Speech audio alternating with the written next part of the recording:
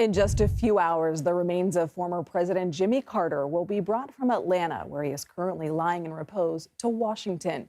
The 39th president will lie in state at the Capitol for 2 days before a state funeral at the National Cathedral on Thursday. He will then be brought back to Georgia, where he will be laid to rest.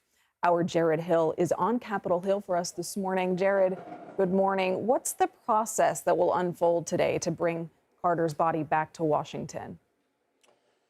So, Nikki, this is laid out step by step, almost hour by hour. This final trip here to Washington for President Jimmy Carter comes nearly 50 years after his inauguration here in Washington as well. Around 9:30 Eastern time this morning, he will be leaving the Carter Center in Atlanta for the journey back here to Washington, D.C., to the U.S. Capitol.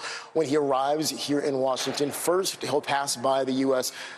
Navy Memorial. Carter was someone who graduated from the U.S. Naval Academy back in 1968. And then the hearse will come here to the U.S. Capitol, where around 2 this afternoon, Eastern time, his casket will be transferred to a vehicle, a horse-drawn vehicle that will then proceed to the Capitol, along with his family, presumably potentially walking along the way in some way, shape, or form as they come to the Capitol.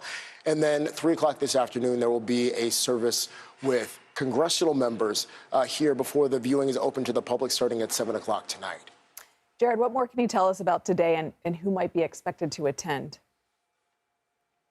So when it comes to today, we are expecting, members of Congress, obviously, who are going to be here. Some of the congressional leadership will be in attendance. And then there's the attention that turns to the funeral. That's going to be happening on Thursday at the National Cathedral here in Washington, where we are expecting for President Biden to deliver the eulogy, something that Biden says Carter specifically asked him to do prior to his death. And that all comes again before Carter is laid to rest in his hometown of Plains, Georgia, later on this week. Back to you. Jarred Hill, thank you.